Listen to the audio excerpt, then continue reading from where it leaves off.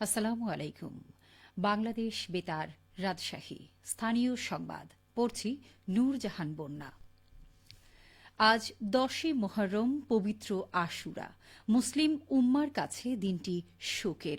61 হিজরির এই দিনে ফোরাত নদী তীরবর্তী কারবালার ময়দানে শহীদ হন মহানবী হজরত মুহাম্মদ সাল্লাল্লাহু আলাইহি ওয়াসাল্লামের প্রিয় দৌহিত্র ইমাম হোসেন রাদিয়াল্লাহু আনহু।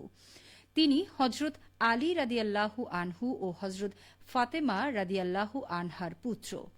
হজরত আলীর মৃত্যুর পর খলিফা হন হজরত মুয়াবিয়া রাদিয়াল্লাহু আনহু। জীবদ্দশাতেই তিনি পুত্র ইয়াজিদকে উত্তরাধিকার মনোনীত করেন। তবে ইয়াজিদের কাছে বায়াত নিতে অস্বীকৃতি জানান ইমাম হোসেন রাদিয়াল্লাহু আনহু। প্রতিবাদে মদিনা ছেড়ে কুফায় হিজরতের জন্য যাত্রা করেন তিনি।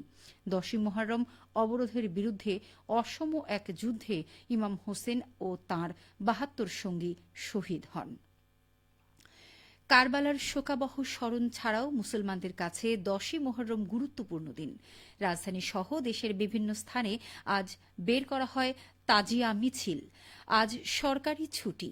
পবিত্র আশুরা উপলক্ষে বাংলাদেশ বেতার, বাংলাদেশ টেলিভিশন এবং বেসরকারি রেডিও ও টেলিভিশন সমূহ বিশেষ অনুষ্ঠান প্রচার করছে।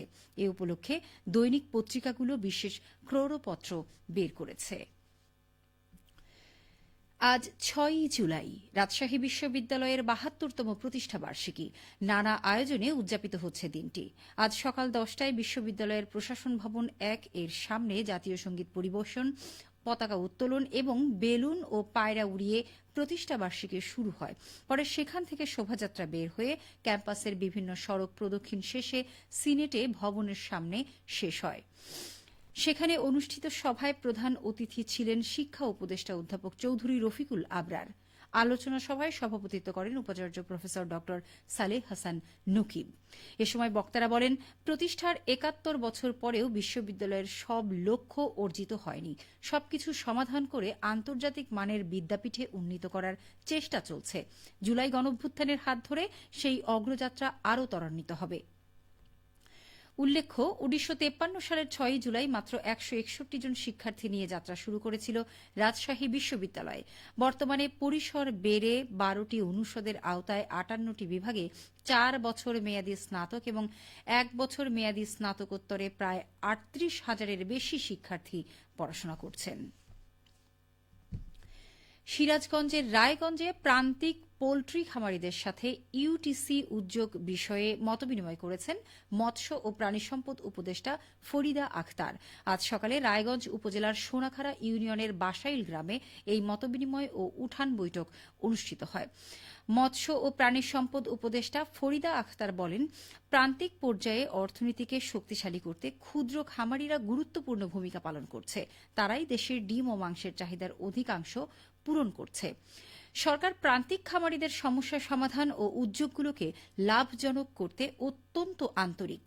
সিরাজগঞ্জ জেলা প্রাণী সম্পদ কর্মকর্তা AKM আনোয়ারুল ইসলামের সভাপতিত্বে উঠান বৈঠকে প্রাণী সম্পদ অধিদপ্তরের মহাপরিচালক ড আবু সুফিয়ান FAOর বাংলাদেশের কান্ট্রি রিপ্রেজেন্টেটিভ জিয়াগন শি ও কান্ট্রির টিম লিডার ড ব্রাউন উপস্থিত ছিলেন।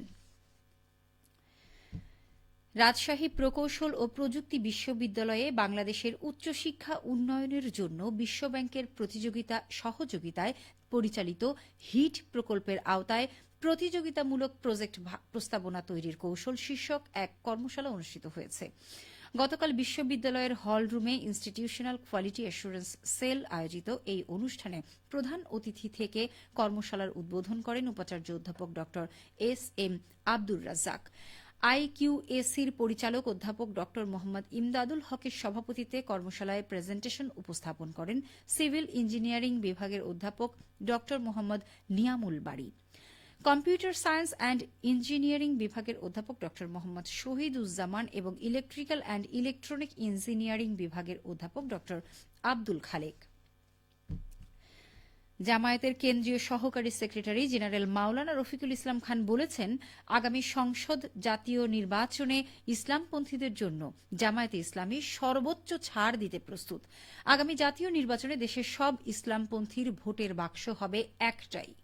তিনি আজ সকালে সিরাজগঞ্জের দারুল ইসলাম একাডেমিতে সিরাজগঞ্জ ২ সংসদীয় আসন এলাকার রোকন সমাবেশে প্রধান অতিথির বক্তব্যে এসব কথা বলেন। সিরাজগঞ্জ সদর উপজেলা জামায়াতের আমির অ্যাডভোকেট নাজিম উদ্দিনের সভাপতিত্বে সমাবেশে বিশেষ অতিথি ছিলেন সিরাজগঞ্জ জেলা জামায়াতের আমির মাওলানা শাহিনুর ইসলাম ও সেক্রেটারি অধ্যাপক মোহাম্মদ জাহিদুল ইসলাম।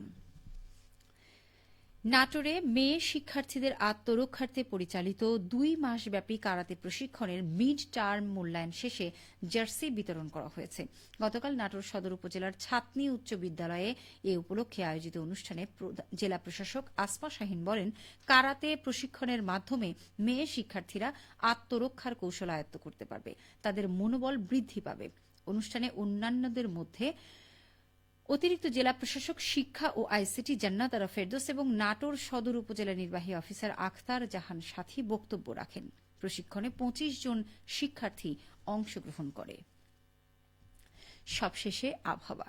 আজ দুপুর ২টায় রাজশাহীতে তাপমাত্রা ছিল ২৯.৪ ডিগ্রি সেলসিয়াস। এ সময় বাতাসে আপেক্ষিক আর্দ্রতার পরিমাণ ছিল ৮৯%। রাজশাহী ও পার্শ্ববর্তী এলাকায় আজ সূর্যাস্ত সন্ধে ৬টা ৫৮ মিনিটে। সংবাদ শেষ হল। আমাদের পরবর্তী স্থানীয় সংবাদ বিকেল ৪টা ৫ মিনিটে।